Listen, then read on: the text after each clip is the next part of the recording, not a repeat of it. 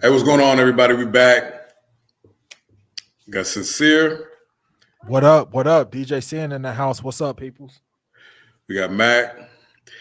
And we're about to react to Joe Budden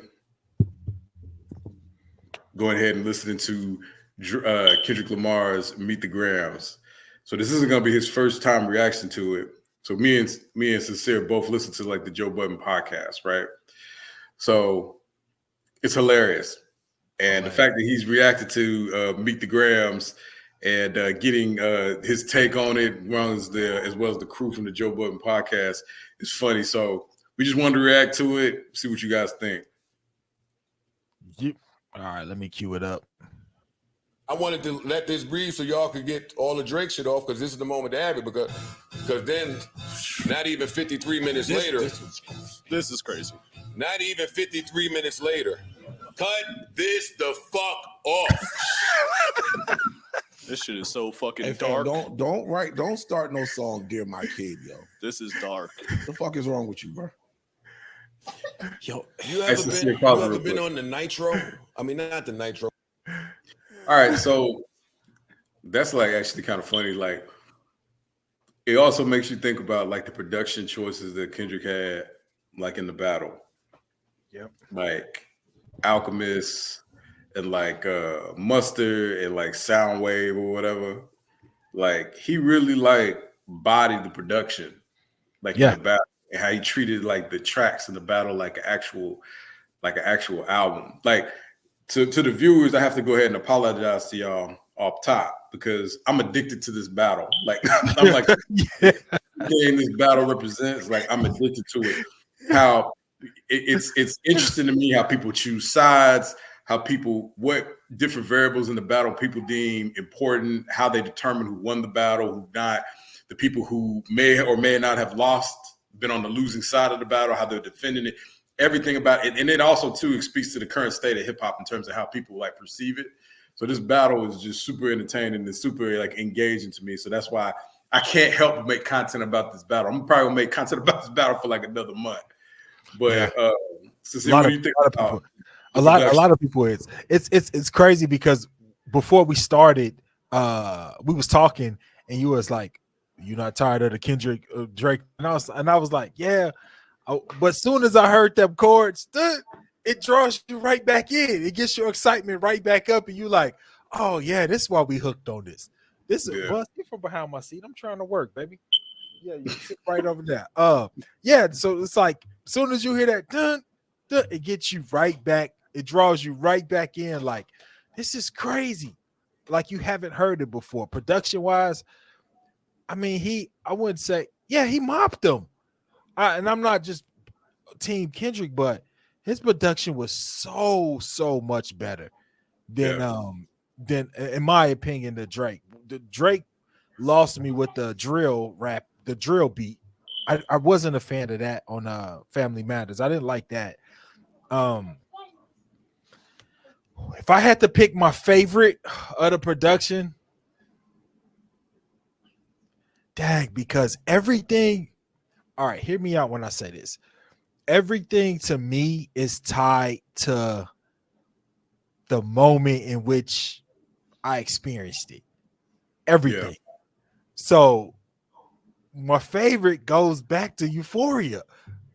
Like, you know what I'm saying? Because everything, like I said, everything is tied to the moment when it happened. When I first heard Euphoria, crazy. The middle verse, that beat, I love that beat. So I would say that was my first one, and then of course Meet the Grams, and then Not Like Us for me. I'm staying with Euphoria. That's my favorite. And then to the audience, look, we're trying to progress this conversation forward. So you have to forgive us for we may have certain times in the conversation we kind of talk in circles and may bring up the same points, but that's kind of like how immersed we are, in this beef, because this is a once in a lifetime beef. But yeah, go ahead and play it real quick because there's a point I want to get to. Got you. Bro, what's the Kingdom Car? Kingdom Car go up that steep shit slow. No, the fuck it don't. It go up slow. No, it don't. Kingdom Car. Zoom up. Yes, zoom up. That's it's zoom up. Oh, I'm talking about when they do the countdown. When you just sit there. when you just sitting And there. there's a 3. I was reading the comments and somebody said yeah, it's just fading into the couch. I didn't even pay attention to Ish because I knew his energy on during this was just super off. He Hey, was bro, super shout out Ish, bro. Ish, if you ever get a chance to see this by any chance, bro, I mess with you, bro. But this was just a tough month for you. It was just a tough one. It's tough. He had a hard time. Yeah. It just immediately takes off at and full the speed. change of speeds and what it do to your heart and your body. That is what Drake Family Matters to Kendrick Meet the Grams did. When Drake dropped, I thought Kendrick was in for a long weekend. I had just ironed some clothes. I'm going outside. My chauffeur is outside. We about to get lit. When this series, clap it up for Joe Budden having chauffeurs. I was just thinking that. Shout out my man Joey. For having a driver. You know what I'm saying? Shout out my man Joey, man.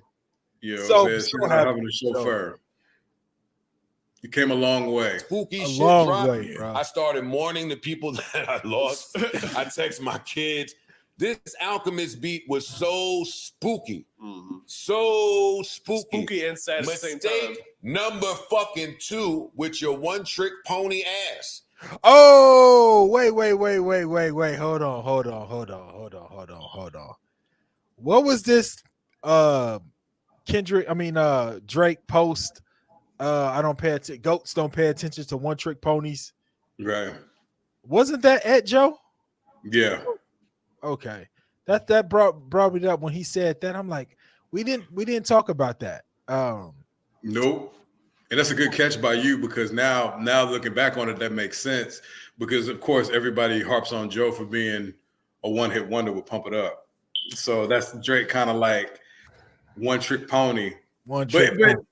But Drake has to understand, bro. Like Joe always kind of had some not ill will, but Joe he has a love-hate relationship with Drake. He respects his skill. He understands he's a good rapper. I just don't think, like most people, I don't think Joe messes with Drake the person. I think he messes with Drake the rapper, but not Drake the person. I think it was a chance. It was a chance early on that he did. Mm-hmm. I think on the way up, he did. Once Drake got there, it changed. And I think it changed because of Drake. I think Drake became a totally different person once he got there. You know what I'm saying? And I honestly believe it came with that reviews. Well, he gave that review on the 6th or what was it? Views from the 6th. He was like, who this dude is to say? Like, once the dude that used to look up to you is up on you, he changes now. You know what I'm saying? So now it's like, yeah, I'm not that little guy that looked up to you no more. Don't shit on my album. And since you want to do that, here's this. And Joe flamed him. You know what I'm saying? So it's like, I where Joe's speaking from, I see where he's speaking. I know where he's speaking from. I get it. And he wants to see a good battle. I think he wanted to, in his heart of hearts, he wanted to see a good rap beef battle. And he just so happened to love that Drake got cooked. He just so happened to love it. So yeah, I think a part of him is tired of Drake's like arrogance or whatever. And Drake is getting humbled a little bit. And I think he's Joe's a supporter of good rap and a good hip hop, and he's a battle rapper at heart. Even though he doesn't participate actively in the battle rap community, I think he's a battle rapper at heart. So he appreciates the strategy of approach that Kendrick took. So I think Joe is a big fan of this beef in general. He loves it, and that's why it's like when you get a chance to see some of the people that we listen to transition into different career paths, and they blow up, and now all these people know Joe for podcasts, but we know Joe from Moon Music, DJ Clue. We know Joe from back then. When this kind of comes up, they think he's just talking from a person that's just sitting on the couch talking about not knowing this dude was one of the most strategic dudes when it came to battles You know what I'm saying? Like he's talking from a place of experience. Lots of experience. This dude is beef with some of the craziest people in the game. Yeah, and not just crazy, difficult. Like they like rappers. Rappers, 50, Game, Prodigy, Ransom, Jay-Z, like Drake. Drake. Exactly. Let's listen some more. We can just keep going on about it. Let me listen some more. Because push-ups, you was being jingly. Y'all say he was rapping. I say he was still being catchy. Mm-hmm. He was. Sure. And then on this shit you just dropped, as hard as it was, you still being catchy. Your opponent is dancing around Styles and controlled a mood change. A mood change happened. It's not that this record was so powerful that nobody wanted to hear that shit. And it's all It was that he instantly changed your mood. However lit you thought you was about to be. That's a very good point. It's a good point because that's exactly what happened when people came with push-ups. When Family Matters came out, people were it got you. Family Matters has a habit of getting you in the mood to dance or getting you in the mood to be in an environment of high energy. And then when Meet the Grams came out, it just immediately Meet the Grams reminds me of remember Mortal Kombat, like video game like Mortal Kombat. Meet the Grams remind me of Shang Tsung when he would take your song. We would just take your soul out your body. That's what Meet the Grams. Say so had this move, he'll just take your soul out your body. That's what Meet the Grams was. He just take it right from you. Yeah, that it did, and like I say, I remember the moment it happened. You couldn't, and it was crazy because. Forgive me if I'm wrong. Have we ever seen that before? We've never seen that before, where you go from. In the history of the beefs that we've all came to love, I can't remember a time where a record got stepped on that fast. Not in the mainstream era. Not in the mainstream. I'm pretty sure it happens all the time underground, but in mainstream, no. And I think didn't remember. And this is it may be off topic, but a little bit. But remember when Tory Lanez what's my guy Jordan Lucas had something going on? One day releasing records quickly, like back and forth at each other. Yeah, Tory, and it was crazy because it was like a couple days, boom, then another record. That was like the last time I remember records coming at that kind of pace in a battle. But I remember sitting on the couch. Drake dropped. It's like, oh shit. Then you got the video. You're like, oh shit. And then you looking on YouTube and you see Kendrick just dropped Meet the Grams, blah, blah, go over here. And I'm like, this is too much. This is too much to hit. How did Kendrick just drop? And then what made me not upset, but I hated when podcasters and other people got to telling about the events that happened. They kept pushing his drop time further and further away. Oh, he dropped No, Kendrick dropped like 15 minutes after Family Matters. It was no more than 15 minutes. Yeah. Like even the drop window was so small to the point where it's just like people didn't even have a chance. My favorite thing, and this is what I like about this beef, and this is why for the last 2 weeks, I've been watching, you can almost make a movie out of, that's why I love the internet at this point, because it's a documentation of time. So it's like, you can literally make a movie about everybody's reactions, you know what I'm saying? And it tells the story of what happened. So it's like, I looked at all the streamers, the Consonants, the DJ Academics, the Aiden Rosses, like they were on stream and then they dropped and they're like, wait a minute, what? And then the whole stream goes crazy. Then Joe Budden, they were coming into the podcast and then it's Euphoria dropped. They went crazy. It was a fun time. Like, I think this kind of sets the standard for beefs from here on out. Like, it was. And even with all the streamers, our conversations before we started that network. Mm-hmm. You know what I'm saying? Think about our conversation. Literally, Sean saying, B, Kendrick just dropped.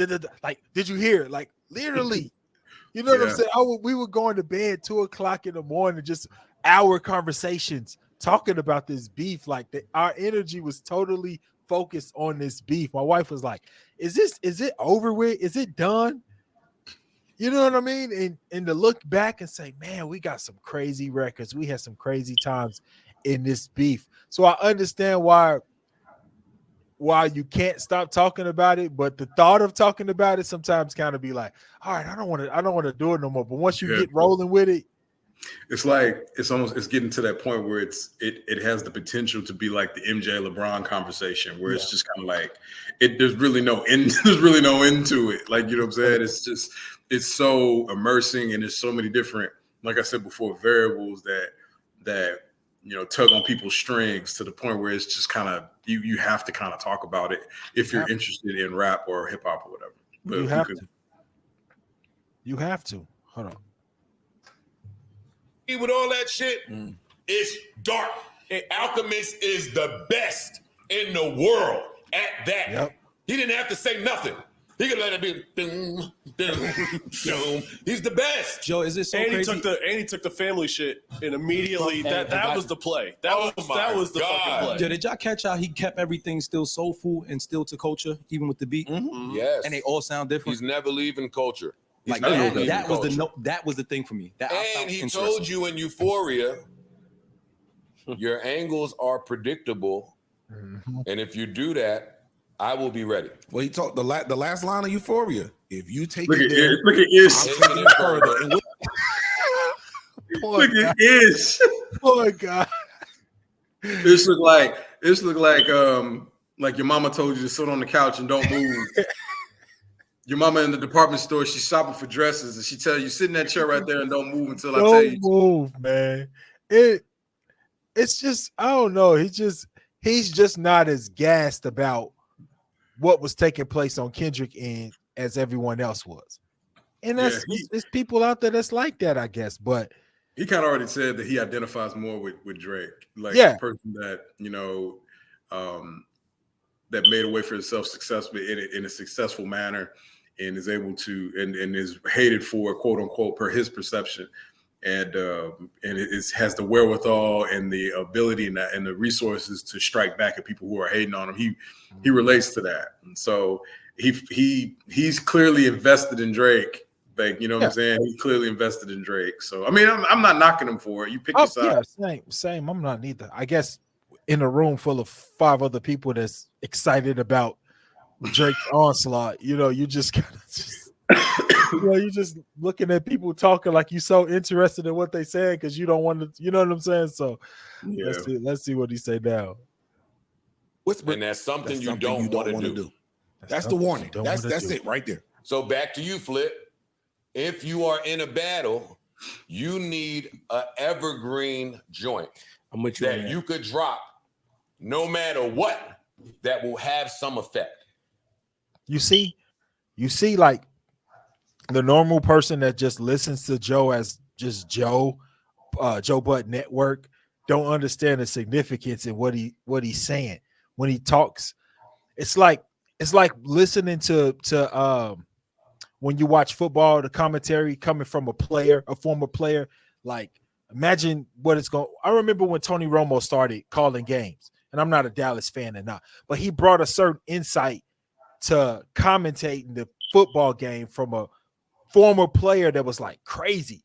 He knew plays before plays even happened because you know what I'm saying? Because of his experience with playing the game. So when Joe talk about having an evergreen joint to drop, no matter what the situation is, that's from a person that's been in the war. All right, now I got to have this joint, whichever way my opponent goes, I got this joint that can match that. Like, it's not just spewing hate at the next person. It's literally strategic game planning. And Joe was one of the masters at it. Like, he that dude that once his attention gets locked on something, it's problematic. Whether that be, he talks about it. He has an addictive personality. He has a very addictive trait. So the angel dust, the Sherm, all this shit that he was involved with, he was an addict to it. That beef shit, he was an addict to it. So he would sit up nights picking angles and different this and that and that. I love hearing him talk beef. Love it. Yeah, All right, he's in it. He's in it. All right, let's go. It didn't matter. The timing of it didn't matter of when he wrote this. It was when he dropped it. When you have it and you drop it. Change the whole mood, change the whole tempo of the battle. Even if you don't love this record, this did what it had to do, and it was the perfect record to lie on. If we go with the lie theory, this is the record I'm putting my biggest lie on. The one that I'm stepping on your shit. Hey, he got a daughter. What? Hey, so for y'all watching, what Joe is saying is when Joe's saying you put your biggest lie or we want the lies.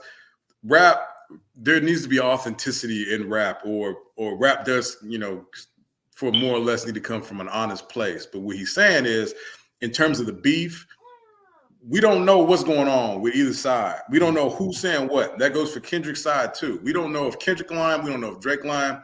So what he's saying is, just make it sound good at this point. Yeah. When Tupac, came on the track, that's why, I F'd your B or whatever. Like, we don't know if that's true or not. Only thing we know is it sounded hard when we sounded hard when he said it. You know what I'm saying? Like, it sounded cold when he said it. And the thing is, like, same thing with Big. Big didn't know if it was true or not. It was just impactful when he said it. Yeah. So it's like, that's what Joe's saying. And then you're going to hear Ish talk about, well, what do you mean we don't care about the lies? One side is lying. And then people like Ish, this is the thing about people that, and this could be stands on both sides of the ball. You have to make the same argument for one side that you make for the other side. You can't sit there and be like, well, Kendrick is lying or whatever, but then not use that same type of logic to Drake. Like, and Drake came out, I think academics came out and said that the whole thing about Whitney was Drake just pulled that off of Twitter. Like, he didn't have any real information on that. I could be tripping, but I could have swore Act said that they didn't really have any real information on Dave. He just pulled that off of Twitter. He did it. And it was evident. Like, I think it was evident. I think with Kendrick's approach, he just had so much more on Drake to where he just spread it out. Pause. He just had it. I can drop a little here and I can hint at what I can go further at. Okay, you still coming? Drop a little bit more.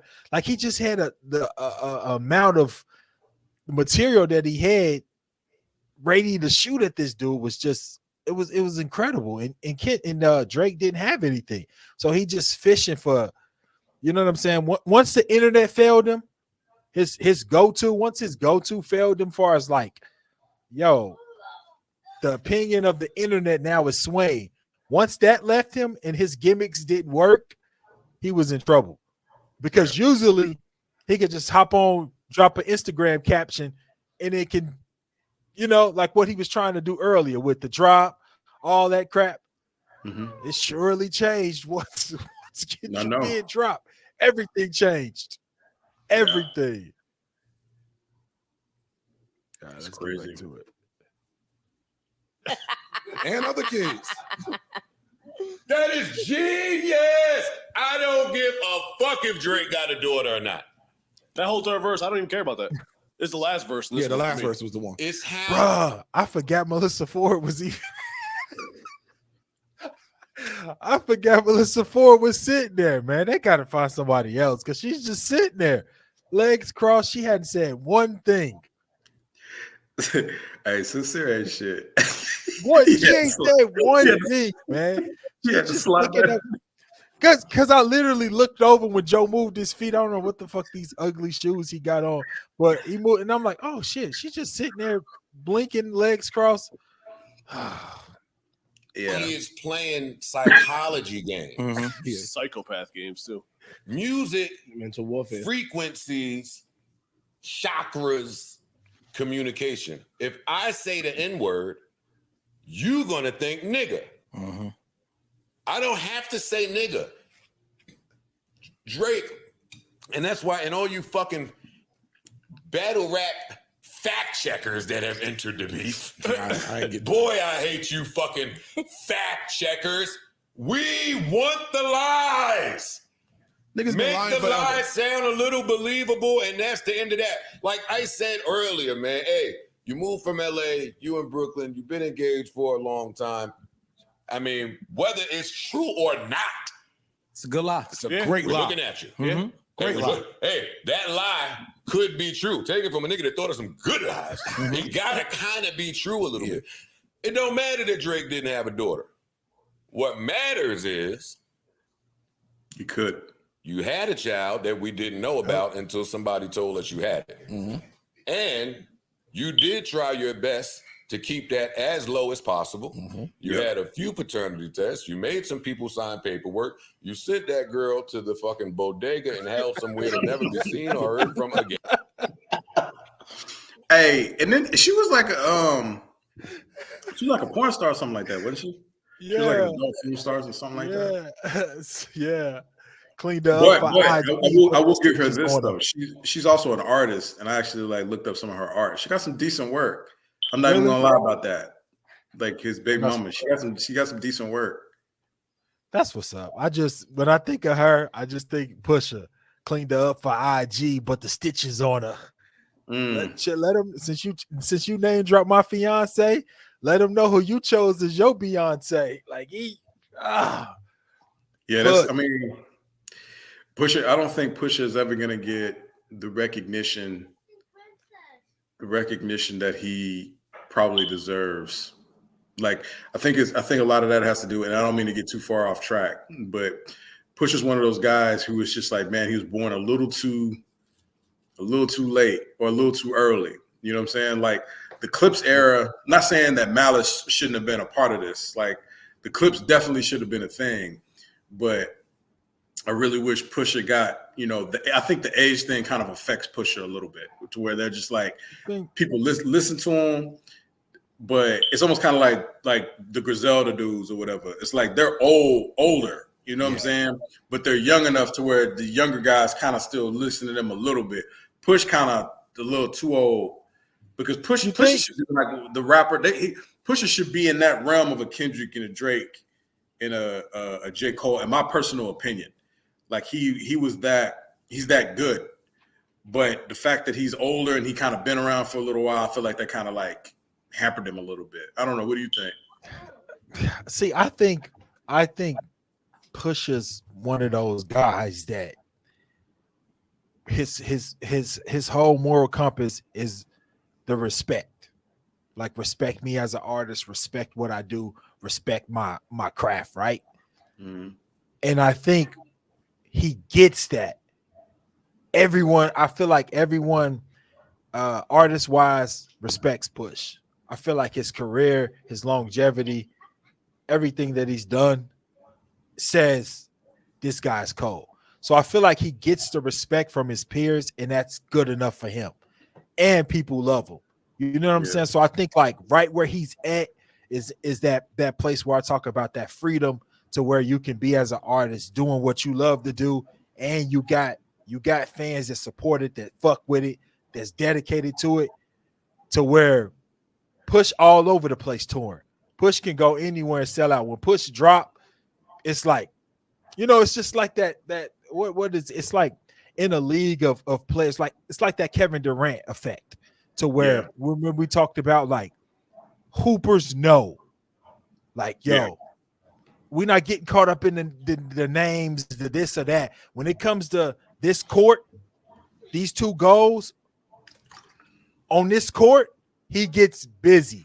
We know that's that dude, and I feel like that's kind of how Push is in that space, to where it's like, he's highly respected, I believe, and I think that's good enough for him, to where it's like, this is what I came for. I got it. Everything else is icing on the cake for him. I love Push. Like I love Push, and it dawned on me. I wanted to say the Dark Before the Dawn. I can't pronounce the album right, but something like that, where he was dropping little short films to the videos. That album is when I really was like, damn, this nigga is so cold, and all he talks about is dope. Like it was like, oh, that's all he talks about. What he talk about? You know what I'm saying? But the way he changes it up, it's like you rarely ever hear him say the same thing again. So it's like, how the fuck did he make this so entertaining? Talk about the same. And look at my son over there playing. Okay, you guys get out of here. I'm trying to work. That network. I'm sorry, y'all. I'm sorry. That's my dog Rocky and my son Royce. They all over the place. I can't even come up and get some work done. But anyway, yeah. So the same thing, and he's made a great career. Like it says something when Jay-Z's done rapping, but you could just send him a beat and he hops. That says a lot. Yeah, it says a lot. Says a lot. It's like your favorite rapper's favorite rapper. Yeah. Type. That says a lot. So I feel like he in that space to where that freedom space to where like I'm good. Like what did he say when Nori was like, you sure you don't want, what if we can get this together? You want the feature? And he's like, I'm good. Just the biggest smile on his face. I don't want it. Stay over there. I'm good. Like I believe him. Yeah. I believe him. You know what I'm saying? So I fucks with Push heavy. Let's see what else Joe talking about. You got something to say? No, go ahead, bro. You got it. Okay, bad. Yeah. Mm-hmm. So to just people listening that don't really care about facts, you could have a daughter somewhere. And the internet, they done went and they found the daughter. Yeah, little Mexican girl. The internet found a daughter. Eternity. I went to the page. Up. They the internet did this shit. The internet. What'd you say, B? That's what I did too. But that little girl got 50,000 followers. And it says she was in one of Drake's videos. That's the funny thing about it. She was in one of Drake's videos and she was listed as a writer, like what you call it. She had a writer on her credit on her page, which is interesting. Very interesting. Why is and Dad? We got 19 minutes with that, but it's so crazy. Why do you think that? Why is that? Why does this little girl, have writer's credit on Drake's song? I feel like that's the thing about growing up or dealing with business in the age of the internet. Information is out there. And if the information is out there, there are these people that are very, very skilled with these computers that can find that information. Now, she may not have nothing to do with Drake. It just may be a whole big coincidence. But that's still a whole big coincidence. Like, you know what I'm saying? That might not even be his kid. This is the funny part. What if what if that's not his kid? Why does girl got stuff to do with you? Why? Like, what does that have to do with you? Like, what is this? What is that? What is she? Why does she have all these links to you? It's very concerning in a sense to be like, then you go to her face, she's just like the biggest Drake fan, Drake t-shirts on and then I guess she was in the J. Cole video, so she has these ties to the music world, and I mean she kind of looked like him. She and then it's like they pull up one of her posts from like back in the day or whatever when she was like even younger. She's only like 11 or 12 now, but she posted as Eternity Ground. You see what I'm saying? That was her name, Eternity Ground. But what? I don't know, man. See, this shit, it gets you. You start thinking and Drake, bro. See, now look what you got us doing. Like again, and I know I keep bringing our age up into stuff, but I needed to scale things properly. You got two guys on the thing that's 40, bro, 40 years old, talking about some 11-year-old girl. We don't got nothing to do with Drake. This is the thing. This is the best you got us in. But I'm just saying, though, think, Mac, if the girl is his daughter, what kind of relationship was? Like, how do you have this whole 12-year-old daughter and nobody knows? Like, would you just drop by on Christmas, send her care packages and shit? Like, how does that work if that is the case? Oh, you know what I'm saying? The mama said, all right, from the jump, just make sure we straight and take, like, nah. At some, I don't know. That's. I just feel like at some point the mama will be like, you know what? This is fucked up. My daughter needs her dad. I'm not gonna keep taking. I don't know, but hey, Hollywood is a weird place. Also, too, you women ain't off the hook either. Don't think we done forgot about you. Like you women need to hold some responsibility. Y'all sitting here dealing, and this is all speculation, allegedly. Y'all gonna sit here and deal with this dude, deal with these celebrities, deal with Drake and all this other stuff. Drake, it ain't just Drake's fault that these kids messing around and not having a dad. It's y'all fault too, because y'all know damn well Aubrey ain't about to sit here and deal with you. Like, and that's what that's cool with them. That's what I'm saying. Will it be surprising to think about it in a regular world? It's like, damn, that would be fucked up. But Hollywood, how they move, how they get down, how they see things, the most important thing, the career, the fame. Hell yeah, they hide that. The baby mama's like, so. All right, let's get back. See what Joey talking about. Internet. The internet made me believe it. I was like, oh shit. Joe, all right. Yeah, they got him. So, and then he came out and said, if you find, I'm coming to you. If you find a daughter of mine, this is from ACT, when I had to lead a hookah club, about to talk to ACT. But if you find a daughter of mine, I will come and work for y'all. That's cute. There's no way that you will find a daughter of mine. I took his word. I believe him. Okay. I don't think he has a daughter. I don't think that was his daughter, but that did not stop the internet. No, and see the part in that sense where he jumped out. Hold on. The part where he jumped out on the internet, put the little meme up. That's where you lost me. Again, I don't like you. I have a daughter. Somebody please bring her to me. Something he said along them lines. I'm like, here's my issue. Listening to you, Joe. Why is it okay for Drake not to lie, but it's okay for Kendrick to lie? No. I want all lies. What'd you say? I said, when did he say that, Flip? Like, go ahead and play it though. But I was curious. When did he say that? Yeah, I didn't get him saying that neither. You were just a couple of minutes ago. You were just hard on Drake, like, oh, lie, you saying you offended people.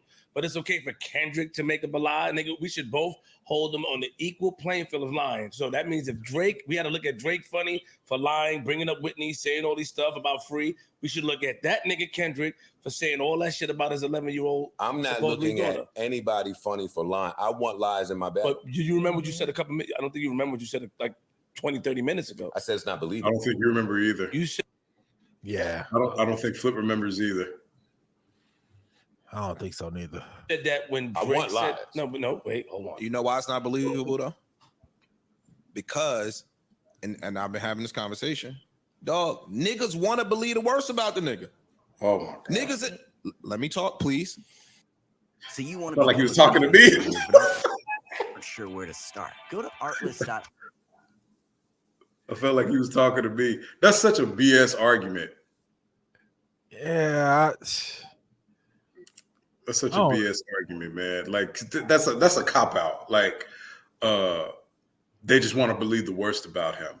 Yeah. Like, what does that even mean? What does that even mean? I don't know. I think his whole thing is this shit is whack, but he's focusing on, or I feel like he's saying everybody's want Drake's downfall so bad that they buying anything. Like this shit is trash, but y'all just taking it because y'all want Drake downfall so bad, and that's not the case. The material, the records that Kendrick dropped are classic, really good. You know what I'm saying? He killed this dude, right? So yeah, we excited and we enjoying dancing around him while he's wounded. It's not that we, you know what I'm saying? Like somebody just threw some bullshit out there. And we just, oh yeah, they threw a couple shots at Drake. And it worked. He was successful with it. You know what I'm saying? You look at the nigga different, no matter who you are. However, if you the biggest Drake stan, once you listen to them records, you look at the nigga different. I really believe that. Everyone looks at this nigga different. Oh yeah, I mean, we saw it, off camera. We were looking at, the clip of him in Houston at the club, and we were just talking about his demeanor. He just doesn't seem as confident, which we could be reading into that. We could be, we don't know how, Drake might not even be thinking about this. He might, be like, whatever. Like, you know what I'm saying? I'm not even thinking about this. I'm thinking about something else. But you do come off as if you look hurt, like you look wounded. You know what I'm saying? Yeah. But going back to what Ish was saying, bro, I think you're giving Drake a little too much credit. I don't think dudes is just sitting around thinking about Drake. I think that's probably one of the last things they're thinking about. When they do start thinking about Drake is when Drake tries to insert himself into their business. Like, the whole thing is Drake messing with everybody's girls and Drake playing these games behind the scenes, and Drake has the let's just say he has the cultural connection in order to get some business dealings halted. Mm-hmm. Let's just say that. And I think a lot of rappers don't appreciate that. And I think that's when they start caring about Drake. When Drake puts his nose, no pun intended, when Drake puts his nose where it doesn't belong. Doesn't belong. And another thing, what month is this? This is June. Watch the change from now, after this beef, after everything, how we just sit and watch that video. Watch the change. He just watched the change between now and once it's album time and he got a couple hits out. Watch the change in his demeanor. You can literally, it could be a video from June, a bit video December. He done dropped a couple hits. The swag is back. Same thing. Walking in that spot, looking around, doing the exact same thing he did. Watch it be different. Watch it be different. And then watch people like Ish's demeanor change too. Yeah, watch now it they're change. gonna be like, yeah, let Drake drop, a couple of hits in a row. He's gonna forget all about this theory that everybody hates Drake. You know what I'm saying? Everybody hates Drake and everybody wanted to see him fail. Now it's gonna be like, well, Drake persevered through whatever. If the case is everybody hates Drake and everybody wants to see him fail, that logic should remain true in any situation. Not just when he lost. It should be remain true when he wins too. And it's a thing that I think about Drake Loud. Like, he's not Drake Loud. He's trying to get his volume up with the little shit that he's doing. Drake Loud was that right before Push-Ups Drake. That was the last time we seen Drake Loud. Yeah. Even on the video Family Matters, he wasn't Drake Loud that we used to. After Kendrick dropped Meet the Grams and went up, it was done. We ain't seen Drake Loud in a minute because it fucked with him. Now watch what happens once, and then we got to remember he coming off this week Hey There Delilah bullshit. So he still got that on his coattail. That's the last thing we hear from him. So people looking at him a certain way. Wait till he drop a couple hits. Just watch the dude whole demeanor and everything change after that. Yeah, I'm right there with you. Let's see what anybody you get in a conversation with, you could say, yo, Drake is an alien. He live on Mars part-time. Niggas be like, yeah, I knew he looked funny. And then the nigga say something about Kendrick and niggas be like, yo, you think that's true? I don't know if that's true. It don't matter what is said and how egregious, niggas automatically believe it about Drake and niggas question it about Kendrick. Let me ask you a question real quick. If I catch Imani, if I caught Imani last month with a crack pipe, yo, I like this. That's a lie. That's crazy. You have to pick the most outlandish thing because we know you don't smoke crack. We know you don't smoke crack, Imani. That's the first thing she said 8 minutes into the pod, 8 minutes into the segment. I'd have been like, oh shit, the couch is talking. Yeah, first thing she said. Hey, it ain't got nothing to do with what they was talking about, but all right. We know you don't smoke crack, Imani. You know what's crazy? If I start losing weight, I know where you're going. So now, if I turn around and tell y'all, yo, I saw Imani smoking crack this last weekend, it's more believable because you already got a track record of this happening. So that's what it's just the believability of the lie. And that's why I said it could be any lie. But we're not talking about any lie. We're talking about a lie that we are very specific. A very specific lie that just happened. You telling you got believable lies that you're saying about somebody who has maintained their mystique for 15 years. So the nigga's character, he is who he is, and he was who he was before he got here. Allegedly. Drake's character, no disrespect to him, but what we know, what we and the masses and the public know, how he's presented himself. There doesn't seem to be a chink in the armor, and it certainly wouldn't be family. Guess what? Even if there's family problems. See, that's the point that I'm trying to drive. That's the advantage. That's the point I'm trying to drive home. I'm agreeing with No, you. that's the advantage. That's the advantage. If you What you say? I'm saying Ish keeps saying you're agreeing with me or I'm agreeing with you. No, you're not agreeing with them because they're sitting there saying you're sitting there saying it's situational It's specific. You're trying to make it seem like it's general, like it's a general thought or a general perception. It's not. It's very specific. You're trying to make something specific general. So you don't agree with them. So that's like a little debate trick. But that boy good, man. That boy is good. Exactly. That's my point. That's it. You in the biggest battle in the world. And like I said, your high school sweetheart, your fiance, blah, blah, blah. Outside of the internet hip-hop fans, this regular working, married, lovey humans listening to this, that is a very believable, that's a very normal happenstance is what I'm saying. Mm-hmm. So you're not deterring people that have some experience in that area because for a lot of people, that's some of the most trying times in their life. This is how crazy it is. I saw women online defending the DV. What? I saw women like everybody in relationships go through physical. I saw women defending the domestic violence. So didn't we just have that conversation? Yeah. Just had that conversation. You just had that conversation. Just had that conversation. So again, this whole battle, one thing could be said, but it could apply to both parties.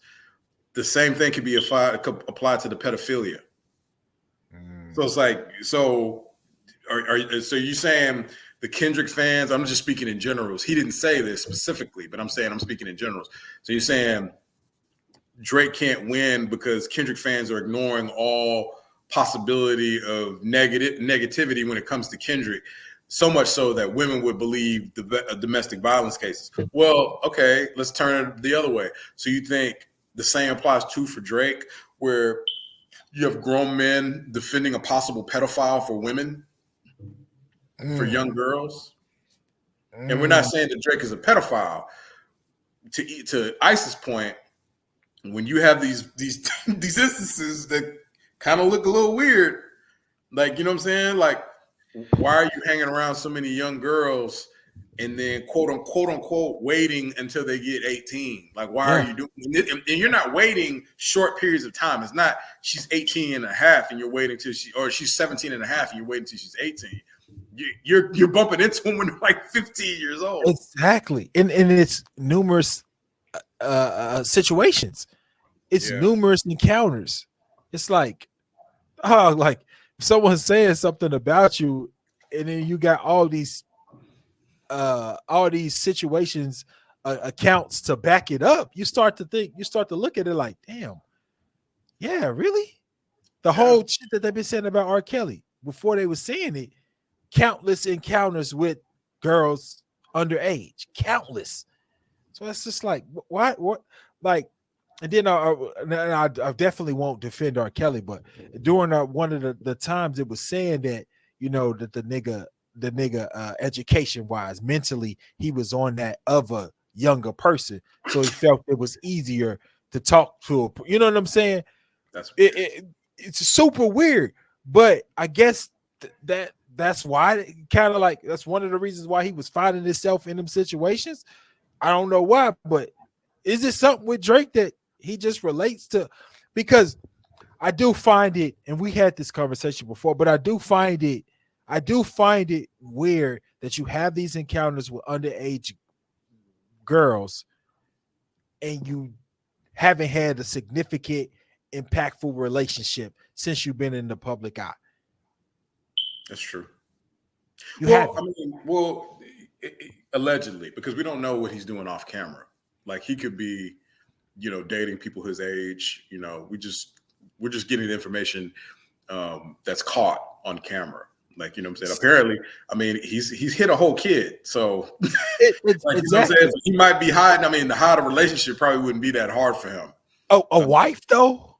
Wife. Not necessarily a wife, but I'm talking about somebody like, you know, I'm pretty sure Drake isn't in the mind frame of having a wife right now. I think he's too busy being Drake. Like, and I don't think that, especially when he has business advisors telling him, look, you really want to sign this piece of paper that could potentially lead to, you know, giving somebody half your shit when you're too busy frolicking around all over the world and doing all this other stuff. Do you really want to play those games right now? Wait until you're like older. You're not touring. You're not doing whatever to try to play those games and try to, roll that dice. But back to what Ish was saying, I just think people need to be cognizant that some debates work on both sides of the ball. You can't sit there and try to, make a case out of people excusing domestic violence on Kendrick's side as if that's not the case for people excusing pedophilia on Drake's side or potential.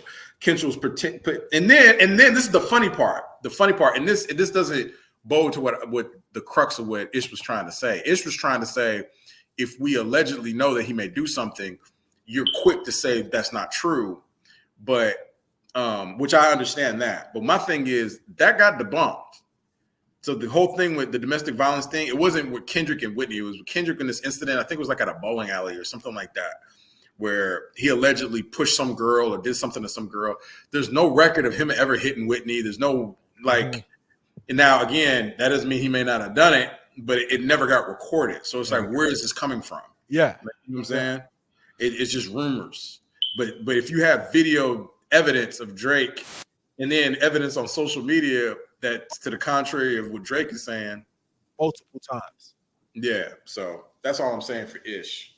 It definitely changes. It fucked me up, my nigga. I said, yo, he can't win. It's impossible for him to win the second that women are sitting online defending the domestic violence. Wait, hold on, but it fucked my head up. No, stop it, Ish. I swear to God, I'll show it to you. But I believe that, but what they're saying is the truth, though. Huh? What they're saying, even though what they're saying is true. So what? Hold on. A lot of shit be true. That's hypocritical as well. No, it's hypocritical for people to pick and choose when it's acceptable. But then that's a different statement because we will all come on here, not you guys, but I've said before that niggas have situations in their home and we should mind their business. And you agreed with that. So now you're surprised that the women are saying you're missing my point. This is the problem with the tea. You're missing This is the problem with the tea and the beef. True. Relying on TMZ raps is a problem in a beef. Because no one can prove that. But that's no. Listen, the bottom line is there's advantages and disadvantages to beefing. True. Matchups makes the fight. True. If you're going against somebody, that's what you mean. Oh, no, it's both. No, both. Yeah. If you're going against someone who has the mystique, who has all that, and you choose to go down the path of creating narratives of lies, most likely your shit ain't going to land as well as theirs. True. You designed a plan that puts you. That's it. And I said that. I'm saying that's the. Oh, we got a mail sighting. Exposes you. Did you catch that? We got a mail sighting. No, it was so quick I missed it. You got to be paying attention. She gets her little words in right when it's a breakdown. She says just a waste of space on the couch. That's free money, boy. Hold on, let me get back to it. So my thing is this. In that respect, Drake, you're smart. Maybe you should choose not to go down this route or initiate this route because now if this guy decides to go that, your chances of losing on that merit is more likely higher than him. It's almost like he lacked the self-awareness. I'm agreeing. Look. Arrogance usually dictates you without self-awareness. Exactly. The common theme is the arrogance. I disagree, but it's cool. Expand on saying though. Okay, what I'm saying is he lost. Mm-hmm. The second he opened his mouth, he lost. Right? Oh, that was my question. Because if you're saying, yo, I'm this guy to the world. We came up here before Drake ever opened his mouth and said, yo, Kendrick is this. He's a family man. He's a stand-up quality good guy, right? Mm-hmm. Everybody believes that. I still believe that. He's a good dude, right? Cool. So when Drake starts to show, let's say, just for the sake of this conversation, that everything Drake said is right. I still hear people saying, so? Cool. But now he's saying X, Y, Z about Drake. And it's landing from the same people that just said so about the shit that he's saying. I don't think people are saying so. I think people are saying we don't believe you. Slow down. Slow down. That's my point. Slow down. I do want to respond to that. Me too. Pretending that it's all true, you run the risk of gaining your opponent the sympathy vote. I know because people want to sympathize. Let me talk. No, that's something to sympathize with. If you came in here and told me that you thought your kid that was yours is somebody else's, niggas with hearts will sympathize with that. You don't think so? Cool. I'm asking you a question. Do you think so? Yes and no. I think when you're painting versus let me answer you. Versus you're a pedophile. I know. No, but when you're painting the picture of being, and you added that piece, but all right, go ahead. I certainly didn't add You it. did, because we wasn't talking about pedophilia. We was talking about the particular point that you were talking about. But and I think that if you're the quote unquote family man and you have this great life, and now somebody comes in to say, "Yo, all right, pause it real quick. Somebody should have checked him on that. Like saying that you have this great life. He literally made an entire album telling you that he didn't have a great life. Like that, it's like Ish has the same type of, he's paying attention about as closely as Drake did. Mm-hmm. Like with the Mother Eye Sober, and you completely miss what the song was about. It seems like Ish was doing the same thing. I would have been like, bro, he literally had an entire album explaining the ills of his life. Like it's the exact opposite of what you're talking about, which to me makes Kendrick more relatable to everybody because he's an everyman. Mm-hmm. Like, you know what I'm saying? That's what makes, I feel like that's what makes Kendrick relate. It's like Batman and Superman. Like, why do you think everybody relates more to Batman? Yeah. The Superman. Why do you think whenever there's a Superman movie that comes out, it only makes so much money. But when a Batman movie comes out, it makes a ton of money. Yeah. Why? Because more people relate to Batman. More people he's relate flawed. Yeah. Like he's flawed. He can be beaten. He's human. Like there's more attributes that Batman that people identify with. Superman is pretty much perfect. Exactly. I can't live up to Superman, so why am I supporting? Why am I supporting it? That's why the movies never do good. The movies are always trash. I can't stand Superman movies. Right. I never liked the Superman movies. It's just almost kind of like, well, if you can't be beaten, then what's the point? There's no suspense. You know what I'm saying? Yeah, exactly. I'm not saying that Drake is perfect, but Drake is showing himself to be somebody that, you know, I have all this money, I have all these girls, I can, you know, my house looks like this and this, which is cool. That's what you're supposed to be. Rapping is supposed to be braggadocious, flamboyance, regardless of your background or whatever. But what I'm saying is that if you're comparing, it's like Rocky and Apollo Creed. Like people were pulling for Rocky because Rocky was the everyman. It's like Kendrick. Kendrick is he's a talented, regular guy. Yeah. You know what I'm saying? Like, and people identify with that. People identify with, especially the West Coast, where he's from. People identify with that. What identity do you have with Drake? He's not his music is very likable. It's not impressionable.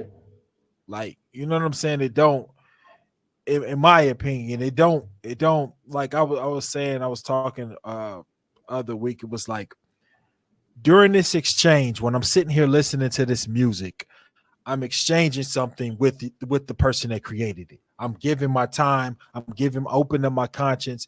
I'm listening to something. What do I get from it? You know what I'm saying? Where we've broke down lines from Kendrick to where, remember you said when that song, he said, there's what was that on 616, that line that stuck with you. There's something with living with loss. There's opportunity with living with loss.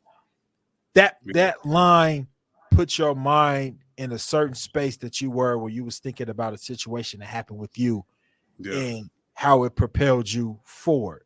Yeah.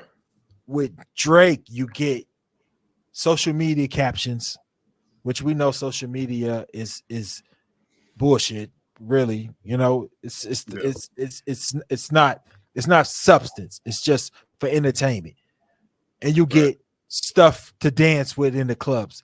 Yeah, that holds a place with you. You want to get out and enjoy, but Drake does make come up music though. Drake does make music that for lack of a better term is supposed to inspire.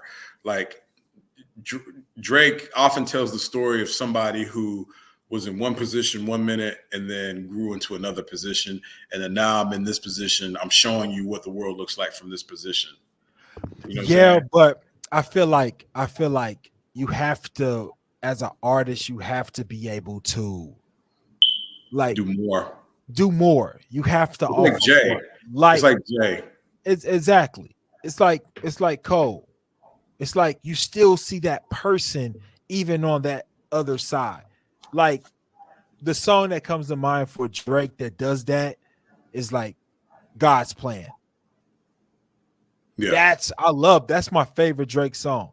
Like, you know what I'm saying? But the majority of what he represents, the majority of what you see when you see him is this boy.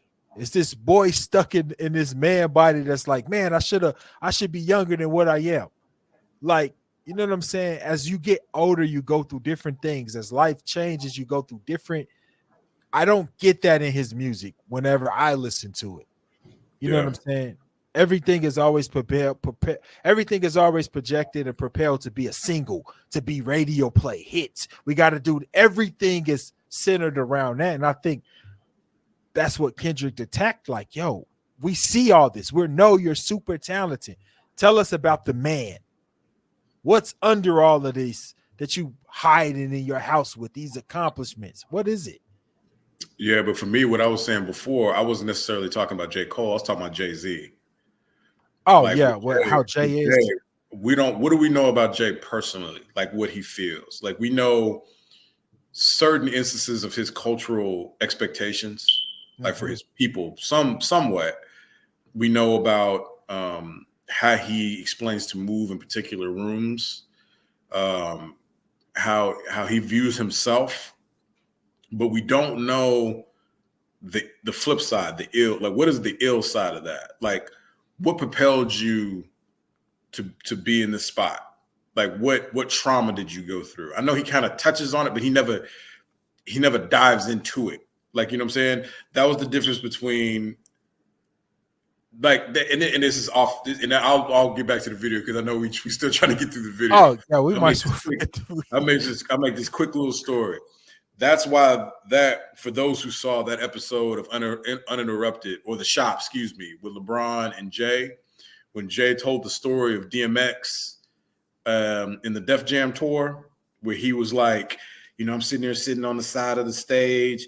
You know, he's drinking this liquor that looked like blood. He growling in the mic. He, you know, come through 1, 2, so 1, 2. You know, like he's sweating. He's taking off his shirt. He's praying. He's doing all this other stuff. And then they're like, okay, Jay, now you go up there. Like, you know what I'm saying? Yeah. What that story told, that to me, that's a summary of Jay-Z where DMX exposed himself. Like he literally stripped down. Figuratively, literally, but figuratively stripped down on his music and bore his soul, like the dark side of his soul, his expectations for himself, his disappointments, his insecurities, his goals, his loves, his hates. He gave you everything on his music, and Jay kind of just spoke from a position of, this is what I'm trying to get at, and this is what I see, and then that's kind of like it. You know what I'm saying? Like that was the difference between DMX. Now think about this. Back in those days, look at the sales from that. DMX was the one that was selling, however many 7 million albums, 6 million albums, however, and Jay was the one that was selling 2 million albums, 3 million albums. You know what I'm saying? And to even take it further, that's the difference between Jay and Nas. Yeah.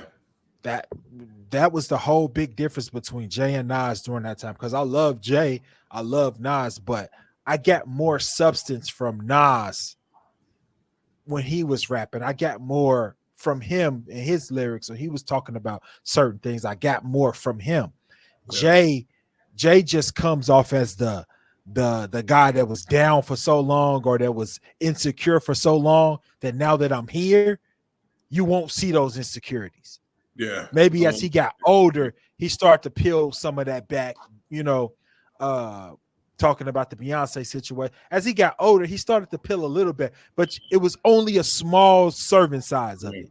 You never fully got the full, like, yo, this is what I am. Like, you know what I'm saying? And I think that was the clear difference.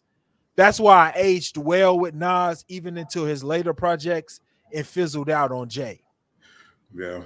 And then ultimately he did what was right for him, because sometimes when you're at that level, and then you can look at the people who, I mean, you know, I can say what I say. Jay-Z obviously knows what he's doing in terms of his own personal successes, and then to Jay-Z's credit, look at the people who kind of tend to overshare. Like you have your Kanye's, your Pacs, your DMX's. It usually doesn't end well. It usually doesn't end well. So maybe he made the right decision to kind of be like, you know what? Like, I understand that I could give you more of my music, but I'd rather just scale back a little bit and survive. Like, you know what I'm saying? Like, I think he could have still survived because, like I said, I look at Nas like, I don't know. I've always had this talk to where I believe Jay wanted to be what Nas is, loved. Like Nas doesn't. It's hard to not like Nas. It's hard. A lot of people say, oh, I don't like his music, but I like with Jay. I just feel like he's uncomfortable sometimes in his own shoes. Especially when it comes to comparisons to Jay. I mean, to Nas, to Pac, to the artist that Pac was, to Big. Yeah. You know what I'm saying? Like, I just feel like he even DMX. That's a good one to bring up, DMX, because I honestly think like he looked up to X. Like he was like, you know what I'm saying? Like, dang, like, you know what I'm saying? And I think, but that's the sorry thing. And I know we're gonna play this, but that's the sorry thing, or that's the sucky thing about time, because I look at DMX kind of like how I look at Shaq. Like Shaq is starting to kind of get lost in the story of history. Like, you know what I'm saying? Like in terms of the NBA, people don't look at Shaq like we looked at him. Because like when we were younger, and you see Shaq, we were like, oh my God, like this is one of the greatest things I've ever seen. Now when you bring up Shaq, they kind of like, oh yeah, the guy that played with Kobe. Like, you know what I'm saying? But we knew when we watched Shaq who was who. I feel like DMX is kind of like the same thing. Y'all tend to forget this is the only person that I can remember who had 2 #1 albums in a year. Like on the Billboard, he had 2 albums on the Billboard Top 10. I've never seen anybody do that. Never. And also, just to piggyback on that, if we have any, I'm gonna look in the camera on this. If we have anyone that's watching this that don't know, that may be falling in this category to what Mac's talking about, that's confusing and not understanding who DMX was, look at his performance on Woodstock. Just go watch DMX Woodstock. Was it 99? Woodstock 99. Go watch DMX Woodstock 99. And then come back and hit us in the comments. That boy was pretty much rapping to the entire city of Tulsa, pretty much. Bro, and they there word for word. Word for word. That's like one of those things you kind of be like, you got a lot of power, bro. Like, you know what I'm saying? To make that many people move whenever you tell them to move, like hip hop wise, in my book, that's the greatest hip hop performance ever. I probably would agree with you. Even if I had to sit down and think about it a little bit. I'm pretty sure that's top 3. That's like 3. You know what the funny thing, this is the last thing I'll say about DMX. DMX was such like a presence. People thought DMX was like 6'5", 6'6". DMX was like 5'8", 5'9". Like DMX was short. Like, man, bro, you didn't know that. You just switched the whole energy of this show. Now I'm thinking about X, man. Now I'm talking about DMX. We got to do one. Real. To me, it kind of ties into what he's saying, because perception is everything. It's just kind of like if we could. That's the beauty of music. It gets people to kind of gravitate, relate, and then they find that's how music gives people power, because it holds on to the relation. So it's like X is a perfect example, because you know how so many people held on to X. They're going through, crazy parts in their life, and they looked at X as almost inspiration. Like, you know what I'm saying? And he kind of gave them fuel to get out of it. And then for the point that the way he presented himself, he almost presented himself like he was almost kind of like a superhero, from the standpoint of like he seemed huge when he wasn't. He wasn't a big dude at all. But if you would have told me DMX, I remember when I first learned DMX was under 6 feet, I was like, you lying. Like, I had to look up pictures of him standing next to other people. I was like, bro, there's no way that dude is not 6'4". Yeah. Like, he seemed so big on stage. Like, you know what I'm saying? He just seemed like his presence. Huge, man. And the rawness in his voice, the energy to which he rapped with, but also the vulnerability that he presented. It was like all balled into this one person that when it went out to all the different fans, you felt it, you connect to it, and you was just like, you just tried to move your way through life. Slipping, and this may be a big statement, but I stand by it. Slipping is like a dear mama to me. It's just one of those songs that you play and you feel every emotion of it. You know what I'm saying? It's a life song. A life song that no matter what age, when you put that record on, you feel that emotion instantly. And it's like kind of, I don't want to change it a little bit, but it's kind of like when I listen to Benny the Butcher. He's rapping about his drug dealing experience, but I'm able to listen to the energy, the passion in which he rapping about that and apply it to my grind and what I'm doing in life. Like, you know what I'm saying? Like the aggression of what he talking about. Yo, I took this, the flip gave me this.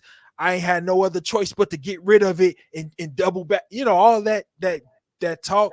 It's like it translates over into my life. Like, yo, we got to get this podcast. We got to do this record, blah, blah, blah. I got to keep chasing my dream. His was just paying his connect back.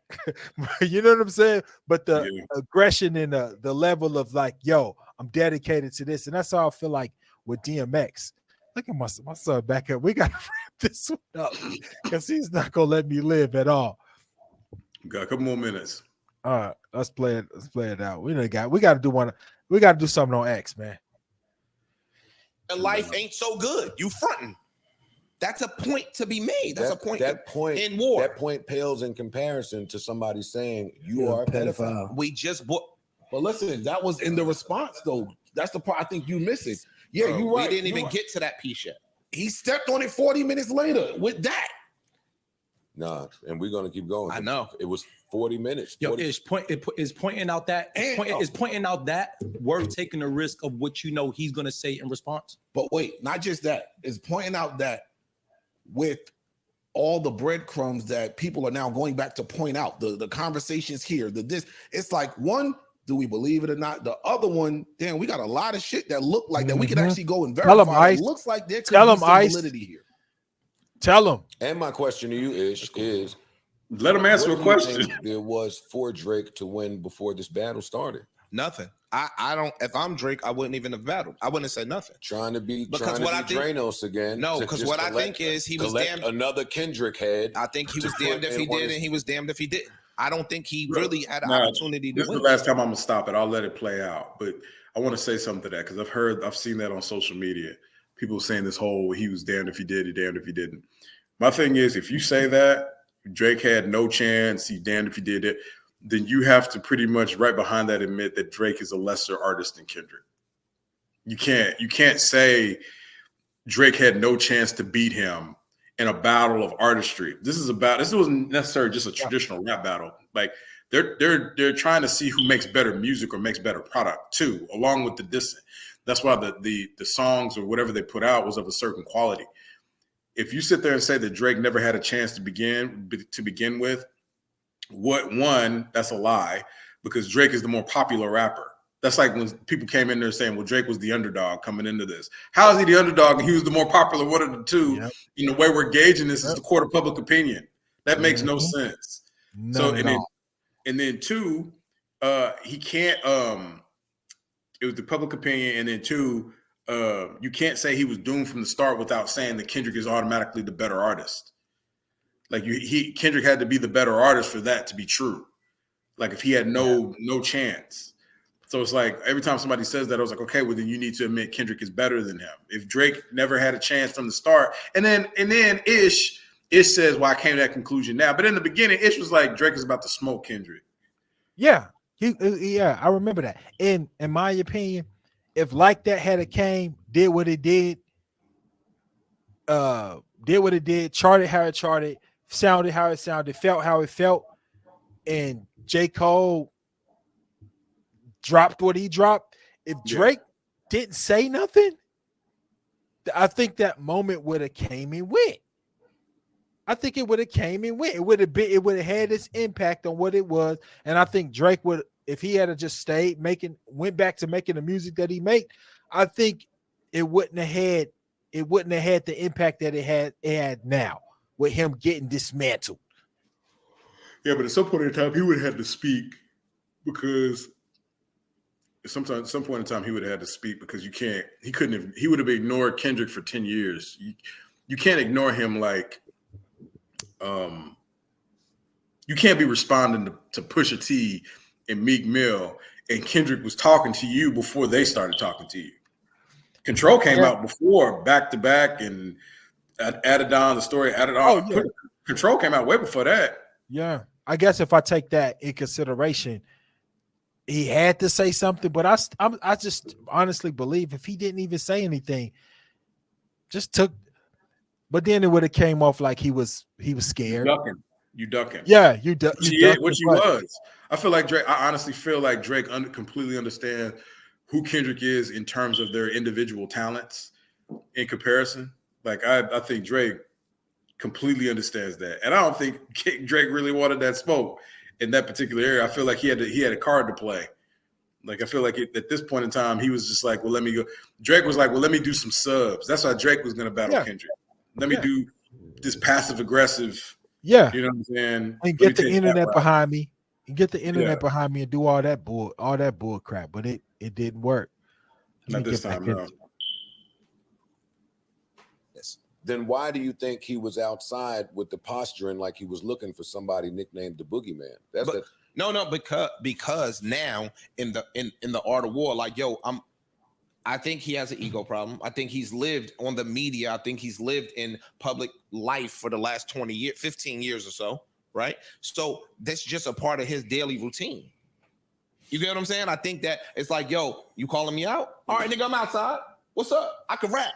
You're not thinking about what the repercussions would be. I think that nobody thought about that. When you nigga punch you in your face, you don't think that the nigga got brothers that's killers. You just know a nigga put their hands on you in the middle of this club. Let's fight. Not all the time. You know what I think? I think coming off of that Pusha loss, with what was exposed about him, I think that Drake really believed that I could take the DV route with you and the whole might not be your kid thing, and that's going to be enough. Yes, I agree. And I was holding that, so I'm daring you to come out. I agree with that. So that once I drop this on you, I'm forcing you back in your hole, and you can't come back out. Somebody focusing on one target versus somebody focusing on everybody. Yes, we get the difference. If you focus on one person, it just opens up your brain, allows your brain to just do different things. If you write something down and just look at it and focus on that one thing you wrote down, your brain is going to think of 10 things it didn't think of before. But maybe he didn't have a lot. That's just how brains work. But maybe he didn't have a lot to say about Kendrick except for that line. Then you needed to. Maybe you have to put fillers. You always have to add fillers. Then the fillers didn't need to be.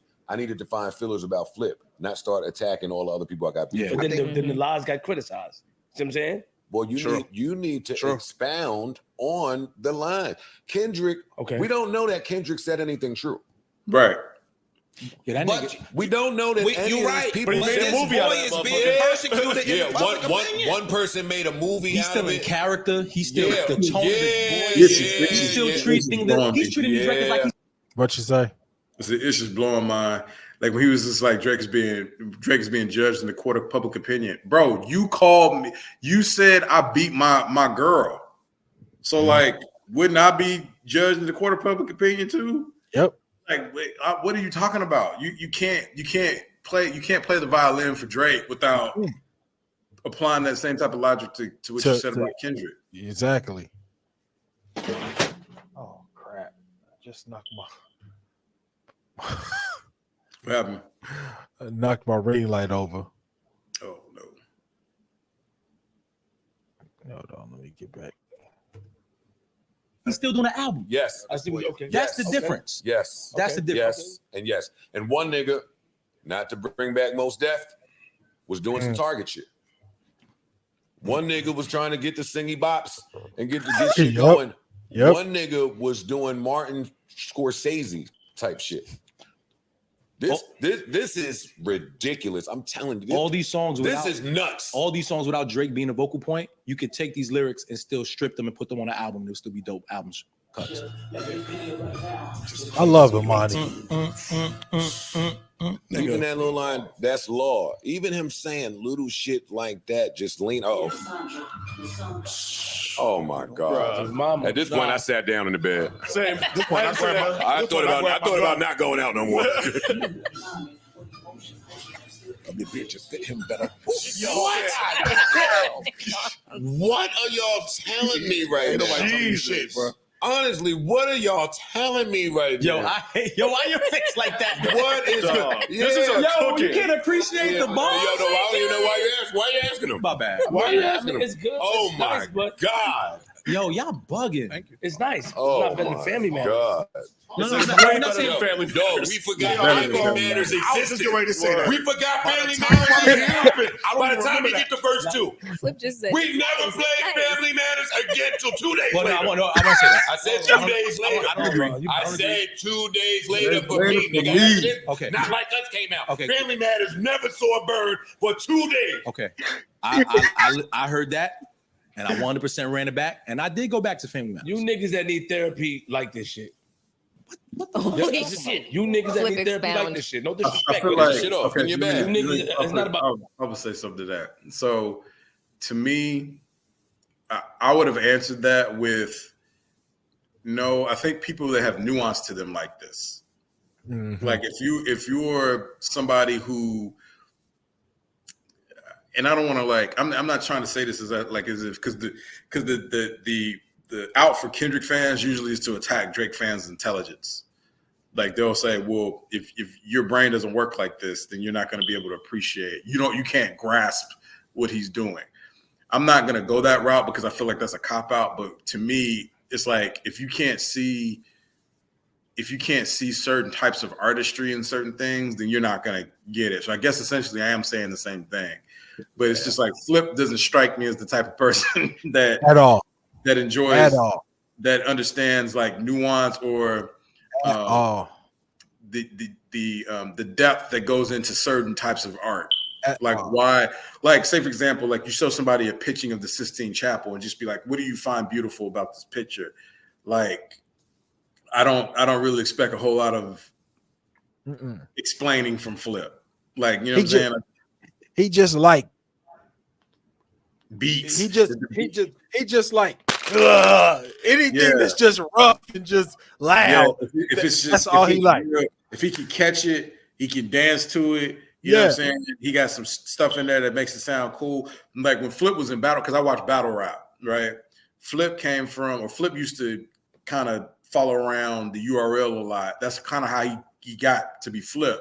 He was hanging around smacking them a lot. So, like he kind of would not, I don't want to say leech, but he kind of did leech off of battle rap a little bit. Like certain bars would just go right over Flip's head and he'll try to act like he understood them, but he didn't. I feel like those type of people will listen to a Meet the Grams and will understand how masterclass that is. How he was able to pretty much wrote a horror movie without writing anything supernatural. Only thing he did, or anything violent. Only thing he did was just pretty much what I always tell people what makes Meet the Grams so scary is there's nothing scarier to people than being confronted with their own demons. Like that's what terrifies people. Being confronted with what is bad about you and have to deal with it. Like to me, it's like that's what makes me. That's why when people listen to Meet the Grams, it sucks the life out of you. It makes you heavy because it's just self-reflection and then having somebody tell you about, like, it's like those be the conversations, you have a homeboy, we've all had that homeboy or homegirl that sit us down and be like, look, you messed up in this and this. This is where you messing up at. You know what I'm saying? Those talks be weighing on people. But yeah, I always have a problem with that comment. That's what it sounds like. Let me get back to it. Back here. I'll get in the bag, but you niggas that understand it was dark, we like so niggas that like introspection. The untrained ear, the untherapeutic ear, nigga, we listen to that like, all right, that's cool. All right, that's like y'all need therapy. The untrained, maybe. The untrained ear can hear. Dennis, you raised a horrible person. It don't take you getting deep to do that. And now hold up. And at one point, that sounds so clean and normal, just the regular point. Hey, you raise a hard person. I'm now going to expound. No, Sandra, sit down. Now, one person is able to go in depth about the things they're saying, and one person hasn't. Right. There's no way around it. I don't give a fuck what y'all niggas is talking about. One person keeps. Man, I ain't saying nothing. Where's he going in depth? Keep going. I want you to. What? It's the whole totality. I'm asking the depth. You don't hear how this is expounding on why you're a horrible person. He's telling you why. You don't hear all of this. Telling you why. You never saw the nigga that broke the Beatles record get treated this way. You never saw a nigga even try to talk to this nigga this way. Fuck, I'm about to do it. Are you crazy? Yo, this really is Prince versus Mike. The more I think about I agree with that. This really is. I agree with that. I understand the when analogy. I totally understand it. This nigga is artistically just different. No, Joe Budden. That's one thing. That's another thing that kind of made me mad when Ish was like, I'm asking for the depth. Where's the depth? I'm like, Ish, you're too smart for this. I was like, do you know what depth means? Depth means you're just expanding on a point. On a point. You're expanding on a point. That's all. Kendrick literally made a song saying, hey, you're a terrible person, and this is why. Like, you know what I'm saying? Drake is sitting there going, you have small feet. Yeah. You're like, short. That was a point that I wouldn't have saw Ish making. Like, no. I don't know why he said that. Like, that's the denial. That's the denial talking. Like, you so far in denial, you can't hear him breaking down individual people and telling them why. He's using Drake's family as a tool to explain how Drake is a bad person. Like the relationships individually with his family, how he let down his parents, he let down his son, and then ultimately he let down himself. He let down this other kid supposedly that he has, and then ultimately he let down himself through these particular instances. You gamble, you're bad with money, you're selfish, you're insecure, you're a poser, you're an actor, you're a bad thought. Like, it's like, bro, like, how much depth do you need me to go into to make my point? Like, and that's crazy, man. And that was just on the one song. That's one song's full of depth. The other ones had plenty in it too. Like, he lost me when he said that. Yeah. But this is crazy. So he spent an hour and 30 minutes talking about a 20 minutes. That's great. That's great. We got to do better. We have to do better. But not only that, but not only that though, it's an hour 30 on a clip, an old clip. You know what I'm saying? Like an old, it still has some relevance, but like this family matters, you know, like this. I think people are never going to get tired of understanding music and what music means. I think sometimes these discussions, you know what I'm saying? These discussions are warranted. I think every once in a while, like you said, we're going to talk about X. I'm pretty sure that conversation will be long. You know, I think that's one of the good things about having the Dev Network, because we're going to be able to go, like the first letter is, the D is discussions. You know what I'm saying? That's probably where I got to get used to it at, because because the whole time I just was feeling like, I was just like feeling the clock. Like, damn, what the clock at now? I can't see it on the thing, but I was literally in my mind, I'm thinking, where the clock at? Like, because sometimes 20 minutes feel like 10, like it feels shorter than what it is. But you said an hour 30? Yeah. It's an hour and 30 minutes. So for y'all, like, we probably won't make videos, you know what I'm saying, this long, or what we do is for these long form videos, we'll probably end up making like a format where we're talking about multiple topics. But sometimes, you know, hey, look, this is why we created this. This is our network. We can do what we want.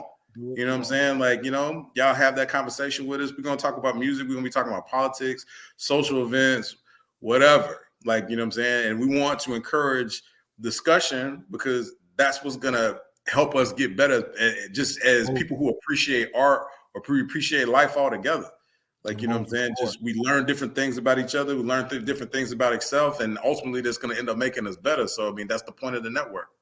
Yeah, that's perfectly said. The Debt Network. Yo, we just broke down Family Matters, and that's crazy because that's just one. That's just one of so many that. And that's not the whole song. And I think, and I'll close on this, but I think to add context or maybe even to be fair, we should do Family Matters. We should do a Drake, either Family Matters or Push Ups. We should do one of those. I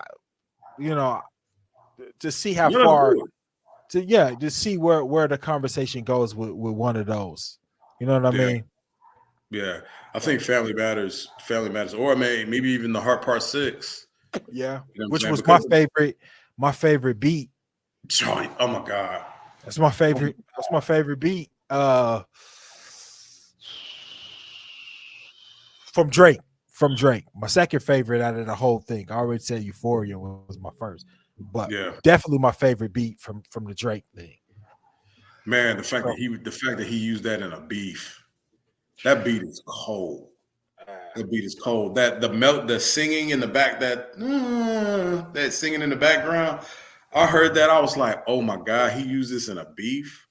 That would have been on an album. Like, or, I mean, at least like a real to do mixtape, man. Something where I just blacked out, but so glad y'all stayed with us and hung out with us for this long. Greatly appreciate it. Mac. Hey man, again, thanks for hanging out. You know what I'm saying? Talking. You know, we're gonna all, like I said, I always try to encourage that the fact that we're gonna get to know each other, and we look forward to getting to know you guys. You're not only our audience, but you know, we're a group. You know, we're all together in this thing. You know what I'm saying? Getting to know each other, and getting to expand and explore, different ideas and thoughts. But like I said, when it comes to music, things that's going on in the world, we're excited about having and continue this discussion. As far as the Debt Network is concerned with you guys. So again, thanks for hanging with us, and we'll holler at y'all, man. Take care. Peace. That dog sound like my dog barking.